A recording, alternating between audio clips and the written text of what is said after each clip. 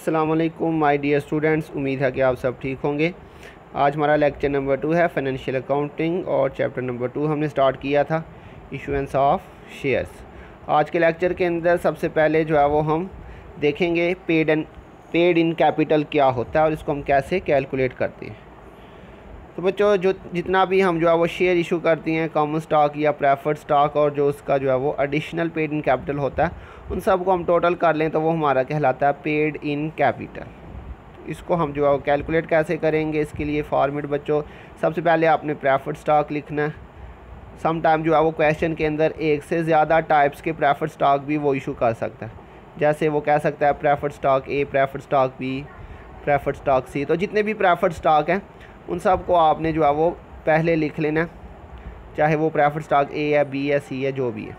तो सबसे पहले प्रेफर्ड स्टॉक लिखेंगे और उसके बाद एडिशनल पेड इन कैपिटल। अगर प्रेफर्ड स्टॉक के ऊपर कोई एडिशनल पेड इन कैपिटल दिया हुआ है तो याद है हमने लास्ट लेक्चर के अंदर जनरल एंट्रीज़ देखी थी, उसके अंदर मैंने आपको बताया था अगर हम पार वैल्यू से ऊपर पे इशू करेंगे तो जितना पार वैल्यू से ऊपर होगा वो हमारा एडिशनल पेड इन कैपिटल होगा।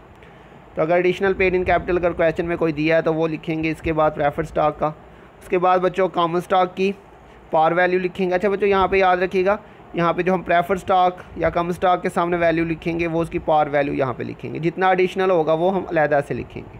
इसी तरह से कॉमन स्टॉक, जितना भी आपने कॉमन स्टॉक इशू किया वो सारा आपने प्लस करके एक दफ़ा ही लिख देना। हो सकता है आपने जनरल एंट्रियों के अंदर 2 दफ़ा 3 दफ़ा जो है वो कॉमन स्टॉक इशू किया, लेकिन जितनी दफ़ा भी होगा हमने सबको प्लस करके एक दफ़ा ही लिखना। इसी तरह से एडिशनल पेड इन कैपिटल जो है वो कॉमन स्टॉक अगर है तो वो भी यहाँ पे प्लस करके लिख लेंगे, अगर एक से ज़्यादा है तो इन सब का टोटल कर लेंगे तो ये आपका बच्चों टोटल पेड इन कैपिटल आ जाएगा। तो ये बच्चों आपने फॉर्मेट याद रखना है। अभी जो हम क्वेश्चन करेंगे तो उसके अंदर जो है वो पेड इन कैपिटल भी कैलकुलेट करेंगे। तो आज जो है वो हम सबसे पहले एक्सरसाइज नंबर 1 करेंगे। चैप्टर नंबर 2 हमने स्टार्ट किया था इशुएंस ऑफ शेयर्स, तो उसके ये हमारे पास बच्चों आज एक्सरसाइज नंबर 1 है। लिखा हुआ Ford corporation made the following stock issuance transaction Feb 19 को issue 1000 shares of 1.50 par common stock. जी बच्चों, 1000 कॉमन स्टॉक उसने इशू किया जिसकी पार वैल्यू जो है वो कितनी है 1.50 for cash of 10.50 per share. जी बच्चों, पार वैल्यू तो 1.50 है लेकिन कंपनी ने 10.50 पर शेयर के हिसाब से सेल किया। ये प्रीमियम पे इशू कर रहा है। तो याद होगा मैंने आपको बताया था इशू एट प्रीमियम का क्या मतलब होता है। पार वैल्यू से ऊपर इशू करेंगे तो वो हमारा प्रीमियम पे होगा। तो इसी तरह से बच्चों मार्च 3 को sold 300 share of 4.50 no par class A preferred stock for 12,000 cash. उसके बाद बच्चों मार्च 11 को received inventory value 20,000 and equipment with market value 11,000 for 3,300 shares of the 1.50 par common stock. Issue 1000 share of 5% no par class B preferred stock with stated value 50 per share. The issue was cash of 50 per share. Requirement number first में उसने कहा हुआ generalize the transaction explanation is not required. तो बच्चों आपने general एंट्रियाँ पास करनी है तो उसके लिए बच्चों सबसे पहले हम जो है वो इसका फॉर्मेट देखते हैं। फॉर्मेट बच्चों इसका बिल्कुल वही होगा जो आपने लास्ट ईयर जो है वो फर्स्ट सेमेस्टर के अंदर देखा था। सेम उसी तरह से आपने इसका जर्नल का फॉर्मेट बना के उसके अंदर आपने ये जनरल एंट्रियाँ पास करनी है। तो सबसे पहले बच्चों आपने ऊपर हेडिंग देनी है जनरल। उसके बाद बच्चों ये आपका टेबल है जो आपने ऑलरेडी लास्ट क्लासेस के अंदर बनाया था। इसमें बच्चों सबसे पहला कॉलम हमारा बनेगा डेट का, उसके बाद सेकंड कॉलम बनेगा पर्टिकुलर्स का, उसके बाद LF, और फिर ये डेबिट और क्रेडिट के 2 कॉलम बनेंगे जिसके ऊपर हम यहाँ पे रुपीज़ है तो रुपीज़ लिख लेंगे, डॉलर है, जो भी करेंसी उसने आपको बताई होगी। तो ये बच्चों हमारे पास डेबिट कॉलम है और ये हमारा क्रेडिट कॉलम है। तो यहाँ पे ऊपर आप जो है वो डेबिट और क्रेडिट भी मेंशन कर सकते हैं, लेकिन वो मेंशन करना ज़रूरी नहीं है क्योंकि अकाउंटिंग के अंदर अंडरस्टूड है कि जो लेफ़्ट साइड है वो डेबिट है और जो राइट साइड है वो क्रेडिट है, लिखने की ज़रूरत नहीं होती। तो ये बच्चों हमारा फॉर्मेट है। तो आपने ये फॉर्मेट बना के जनरल एंट्रियाँ पास करनी है। तो अब हम 1 बाई 1 एंट्रियाँ पढ़ती हैं और उसको यहाँ पर रिकॉर्ड करती हैं। फर्स्ट एंट्री बच्चों दोबारा से देखें ज़रा, उसने कहा था हमने फरवरी 19 को issue 1000 shares of 1.50 par common stock for cash of 10.50 per share.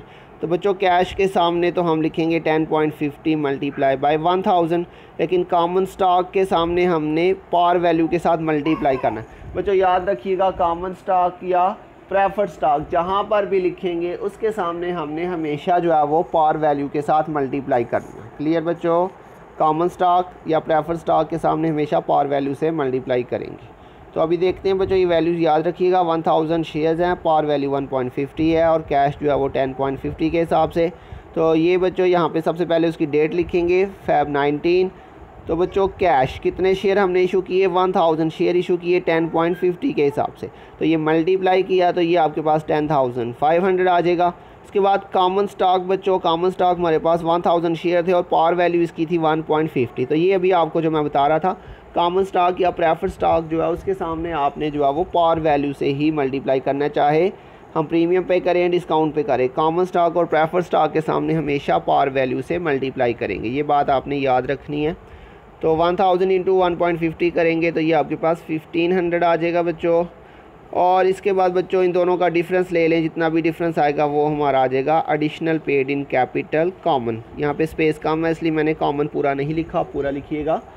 तो ये बच्चों देखें जी 10,500 में से 1500 माइनस किया तो ये 9000 का डिफरेंस आ रहा है। तो बच्चों जितना भी डिफरेंस आएगा वो हमारा आ जाएगा एडिशनल पेड इन कैपिटल। तो ये बच्चों हमारी फर्स्ट एंट्री थी। मैं दोबारा से रिपीट कर देता हूँ।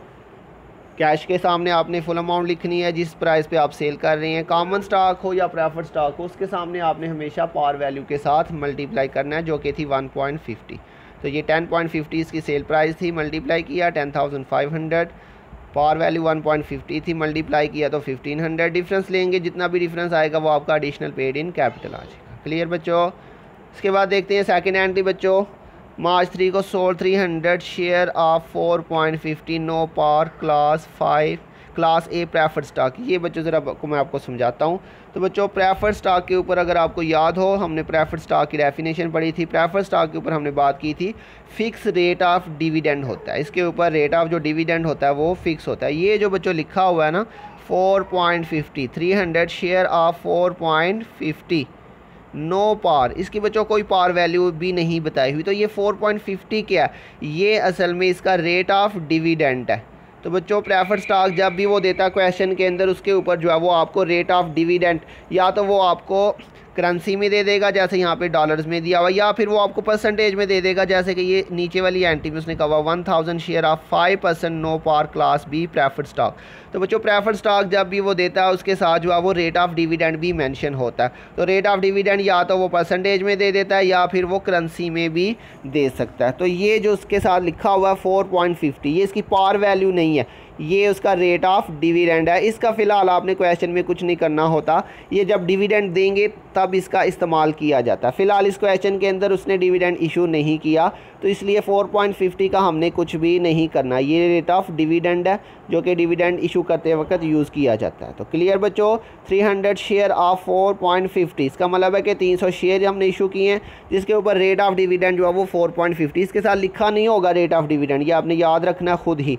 जो शेयर के साथ प्रेफर्ड स्टॉक के साथ वैल्यू ऐसे मेंशन होगी वो उसका रेट ऑफ डिविडेंड होगा। लिखा हुआ है नो पार, तो बच्चों ये प्रेफर्ड स्टॉक है, इसकी बता रहा है कि कोई भी पार वैल्यू नहीं दी हुई। क्लास ए प्रेफर्ड स्टॉक है फॉर 12,000 कैश। तो बच्चों 12,000 रुपये के हिसाब से उसने सेल कर दिया, पार वैल्यू कुछ भी नहीं बताई हुई, तो इसलिए हम 12,000 से ही सिंपल ये एंट्री रिकॉर्ड करेंगे। इसके अंदर पावर वैल्यू नहीं दी हुई। अक्सर बच्चे यहाँ पे कंफ्यूज हो जाते हैं, वो समझते हैं ये इसकी पावर वैल्यू है, जबकि उसने आगे क्लियरली मेंशन किया हुआ है नो पार, इसकी पावर वैल्यू नहीं दी हुई, इसकी कोई भी वैल्यू नहीं दी हुई। तो इसकी एंट्री पास करते हैं बच्चों, बिल्कुल सिंपल एंट्री हो जाएगी। प्रेफर्ड स्टॉक जो है कैश डेबिट हो जाएगा, कैश आ रहा है, और क्लास ए प्रेफर्ड स्टॉक जो है ये क्रेडिट हो जाएगा। क्लियर बच्चों। और इसको जो है वो 300 को नंबर ऑफ़ शेयर्स को मल्टीप्लाई करने की भी ज़रूरत नहीं, क्योंकि उसने आपको फुल अमाउंट यहाँ पे 12,000 जो है वो दे दी हुई है। तो देखिए बच्चों, सबसे पहले तो इसकी डेट लिख लेते हैं, मार्च 3। एंट्री क्या होगी, कैश अकाउंट डेबिट 12,000, उसने फुल अमाउंट आपको बता दी थी, और क्लास ए प्रेफर्ड स्टॉक ये भी 12,000 से आ जाएगा। जब बच्चों उसने आपको पार वैल्यू ना बताई हो तो उसकी जो फुल अमाउंट दी होगी उसी से अमाउंट से एंट्री पास कर देंगे। क्लियर बच्चों। जब भी उसने आपको पार वैल्यू नहीं बताई तो आपने फुल अमाउंट जो दी है उसी के साथ आपने एंट्री पास कर देनी है। तो ये हमारी बच्चों सेकंड एंट्री हो गई, बिल्कुल सिंपल सी। और वो जो उसके ऊपर रेट ऑफ डिविडेंड दिया था 4.50, उसका हमने कुछ भी नहीं किया। उसके बाद बच्चों थर्ड एंट्री देखते हैं। मार्च 11 को उसने कहा जी received inventory 20,000 and equipment with market value 11,000। तो बच्चों याद है हमने बात की थी issuance of common stock other than cash. तो ये बच्चों कॉमन स्टॉक हम इशू कर रहे हैं लेकिन कैश के बदले नहीं कर रहे, बल्कि क्या कर रहे हैं, हमने इन्वेंट्री रिसीव की 20,000 की और इसके अलावा इक्विपमेंट हमने 11,000 का रिसीव किया, जिसके बदले हमने क्या किया 3300 शेयर्स ऑफ 1.50 पर कॉमन स्टॉक। ये बच्चों हमने एसेट्स कुछ रिसीव किए और उसके बदले हमने 3300 शेयर इशू किए हैं जिसकी पावर वैल्यू है 1.50। तो बच्चों इन्वेंट्री डेबिट होगा 20,000 से, इक्विपमेंट डेबिट होगा 11,000 से, कॉमन स्टॉक क्रेडिट होगा 3300 इंटू 1.50, क्योंकि हमने बात की कॉमन स्टॉक के सामने हमेशा पावर वैल्यू लिखेंगे। तो ये 1.50 पावर कॉमन स्टॉक की पावर वैल्यू है और जो डिफरेंस आएगा वो सारे का सारा आपका एडिशनल हो जाएगा। तो अभी एंट्री पास करते हैं बच्चों, देखिएगा ज़रा। सबसे पहले तो डेट लिख लेते हैं, मार्च 11। इन्वेंट्री अकाउंट डेबिट हो जाएगा, इन्वेंट्री की वैल्यू 20,000 थी बच्चों। एसेट के सामने आपने एसेट्स की ही वैल्यू लिखनी है जो उसने आपको बताई थी। इक्विपमेंट जो है वो 11,000 था और कॉमन स्टॉक आपका क्रेडिट होगा 1,000, सॉरी बच्चों यहाँ पे मिस्टेक कर दिया, 1,000 नहीं है, ये 3300 है। कितने शेयर थे 3300, मल्टीप्लाई करेंगे तो ये 4,950। जी बच्चों ये वाली वैल्यू बिल्कुल ठीक लिखी हुई है, ये 3300 मल्टीप्लाई बाई 1.50 करके आ रहा है।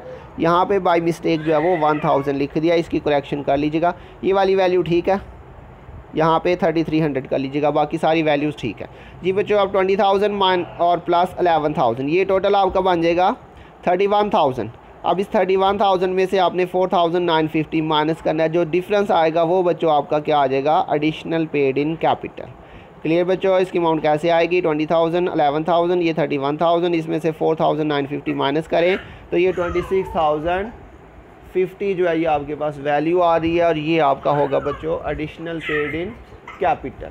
क्लियर बच्चों, ये इसके साथ आपने आगे मेंशन कर देना कॉमन। तो ये हमारी एंट्री कंप्लीट हो गई है, ये बस इसमें एक मिस्टेक है, ये ठीक कर लीजिएगा। उसके बाद बच्चों नेक्स्ट एंट्री देखते हैं। 15 मार्च को इशूड 1000 शेयर, ये बच्चों लास्ट एंट्री में देखें 3300 शेयर थे, वहाँ पे 1000 था, ये ठीक कर लीजिएगा। उसके बाद बच्चों 1000 shares of 5% no par class B prefer stock. जी बच्चों जिस तरह ऊपर था यहाँ पे उसने 4.50 रेट ऑफ डिविडेंड दिया था, यहाँ पे उसने 1000 प्रेफर स्टॉक क्लास बी दिया और इसके ऊपर 5% रेट ऑफ डिविडेंड है जिसका हमने फ़िलहाल कुछ भी नहीं करना। नो पार, इसकी भी बच्चों कोई भी पार वैल्यू नहीं है। स्टॉक विद स्टेटेड वैल्यू 50 पर शेयर। जी बच्चों इसकी उसने आपको जो स्टेटेड वैल्यू बताई हुई है, स्टेटेड वैल्यू मतलब जिस प्राइस पे हम इसको सेल कर रहे हैं, पार वैल्यू तो कोई नहीं इसकी, लेकिन मार्केट में हम इसको किस प्राइस पे सेल कर रहे हैं 50 के ऊपर। इसकी जो हमारी वैल्यू है, हमने जो इसको वैल्यू असाइन किया है वो 50 है, लेकिन इसकी पार वैल्यू कोई भी नहीं है। The issue was cached of 60 पर शेयर, इसको हमने 50 जो है वो वैल्यू असाइन की हुई है, स्टेटेड वैल्यू इसकी 50 है, लेकिन मार्केट में हम इस वक्त इसको 60 में सेल कर रहे हैं। क्लियर बच्चों, पार वैल्यू इसकी कोई भी नहीं है। स्टेटेड वैल्यू मतलब हमने इसको जो खुद से वैल्यू असाइन की है वो 50 है। स्टेटेड वैल्यू क्या होती है, मतलब जो हम खुद से अपने शेयर को जो है कोई वैल्यू असाइन कर देते हैं, इसको हम बढ़ा भी सकते हैं, कम भी कर सकते हैं। लेकिन जो पार वैल्यू होती है, जैसे यहाँ पे लिखा हुआ है 1.50 पार कॉमन स्टॉक, तो पार वैल्यू उसकी फेस वैल्यू होती है जो कि उस शेयर के ऊपर जो है वो प्रिंटेड होती है, जबकि स्टेटेड वैल्यू जो होती है ये शेयर के ऊपर प्रिंटेड नहीं होती। समझ आ गई बच्चों क्या डिफरेंस है पार वैल्यू में और स्टेटेड वैल्यू में। पार वैल्यू वो होती है जो कि शेयर के ऊपर प्रिंटेड होती है, ये फेस वैल्यू भी कहलाती है, जबकि स्टेटेड वैल्यू जो होती है ये शेयर के ऊपर प्रिंटेड नहीं होती, ये हम खुद से उसको असाइन कर देते हैं, उसकी कोई भी पार वैल्यू हमने मेंशन नहीं की हुई। मार्केट में कितने का सेल हो रहा है बच्चों 60 का, 5% उसका रेट ऑफ डिविडेंड है, इसका कुछ नहीं करना, 1000 शेयर है। तो बच्चों हमने ये सेल किया, तो देखते हैं बच्चों इसकी जनरल एंट्री कैसे करते हैं। सबसे पहले तो उसकी डेट आ जाएगी, उसके बाद कैश बच्चों 1000 प्रेफर्ड स्टॉक है इंटू 60 के हिसाब से हमने सेल किया, तो ये आपके पास 60,000 आ जाएगा। और क्लास बी प्रेफर्ड स्टॉक, यहाँ पे बच्चों आपने स्टेटेड वैल्यू से मल्टीप्लाई करना है। ये 50,000 कैसे आया, यहाँ पे वर्किंग नहीं लिखी मैंने वैसे, तो ये 1000 है और मल्टीप्लाई बाय 50। जी बच्चों जैसे हमने बात की कि हमने कॉमन स्टॉक और प्रेफर्ड स्टॉक को हमेशा पार वैल्यू के साथ मल्टीप्लाई करना है, लेकिन अगर पार वैल्यू नहीं दी हुई, स्टेटेड वैल्यू अगर क्वेश्चन में गिवन है तो फिर हम स्टेटेड वैल्यू से मल्टीप्लाई करेंगे। प्रेफर्ड स्टॉक को, कॉमन स्टॉक को अगर पार वैल्यू नहीं दी हुई तो स्टेटेड वैल्यू अगर है तो स्टेटेड वैल्यू से मल्टीप्लाई करेंगे।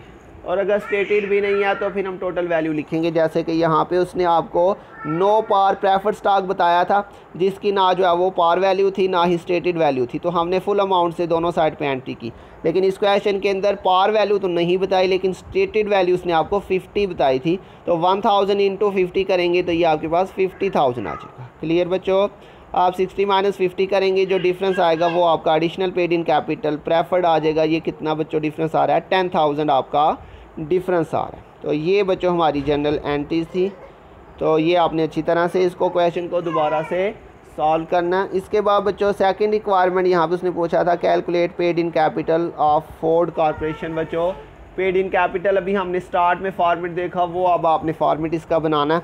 तो सबसे पहले जैसे भी आपको मैंने बताया था कि सबसे पहले आपने प्रेफर्ड स्टॉक लिखना है, उसमें क्लास ए क्लास बी अगर है तो वो आपने लहदा मेंशन करनी है। उसके बाद बच्चों उसका एडिशनल लिखेंगे और फिर उसके बाद कॉमन और फिर उसका एडिशनल। तो देखते हैं बच्चों फॉर्मेट के अंदर सबसे पहले हमारे पास पेड इन कैपिटल के अंदर सबसे पहले क्लास ए प्रेफर्ड स्टॉक 12,000। बच्चों कैसे आया? अभी आपने जो जनरल एंट्रियाँ पास की हैं उधर से ही जाके आपने ये अमाउंट्स लिखनी है।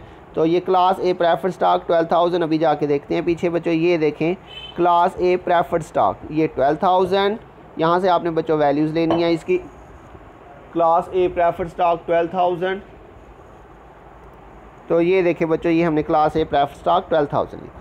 उसके बाद बच्चों क्लास बी प्रेफर्ड स्टॉक 50,000, ये भी देखते हैं बच्चों इसकी वैल्यू कैसे आई है। ये देखें बच्चों ये क्लास बी प्रेफर्ड स्टॉक। तो ये बच्चों क्लास ए जो उसके सामने वैल्यू लिखी है वो ही आपने उनके सामने लिखनी है जाके। तो क्लास बी प्रेफर्ड स्टॉक इसकी वैल्यू कितनी है? 50,000। ये बच्चों आ गया क्लास बी प्रेफर्ड स्टॉक 50,000।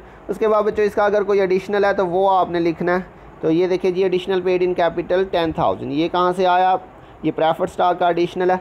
तो ये बच्चों देखिए क्लास ए के ऊपर तो कोई भी एडिशनल पेड इन कैपिटल नहीं था, लेकिन जो क्लास बी प्रेफर्ड स्टॉक है उसका एडिशनल पेड इन कैपिटल था 10,000।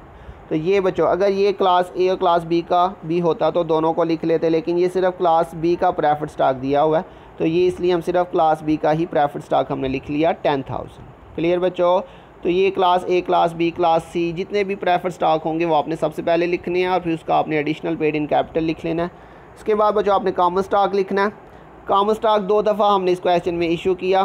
तो ये उनकी वैल्यूज़ है बच्चों, पहली एंट्री में 1500 पार वैल्यू थी और दूसरी एंट्री में 4,950। तो बच्चों कॉमन स्टॉक जी बच्चों सेम जो है कॉमन स्टॉक जितनी मर्जी आपने एंट्रियाँ की हैं आपने एक दफ़ा ही लिखना है उसको। ऐसे ही फॉर एग्जांपल अगर क्लास ए आप 2 दफ़ा इशू करते तो आप उसको भी प्लस करके लिख लेते। क्लास बी फॉर एग्जांपल आप 3 दफ़ा इशू करते तो यहाँ पे आपने एक दफ़ा ही लिखना था सबको प्लस करके। ऐसे ही कॉमन स्टॉक आपने 2 दफ़ा इशू किया तो आप एक दफ़ा ही यहाँ पे लिखेंगे सारी वैल्यूज़ को प्लस करके। तो ये भी जाके हम क्वेश्चन में से वैल्यूज़ देख लेते हैं 1500 और 4,950 कहाँ से आया। तो ये देखें बच्चों कॉमन स्टॉक ये फर्स्ट एंट्री के अंदर ये पार वैल्यू कॉमन स्टॉक की 1500 थी और ये बच्चों यहाँ पे फिर हमने कॉमन स्टॉक इशू किया जिसकी वैल्यू है 4,950।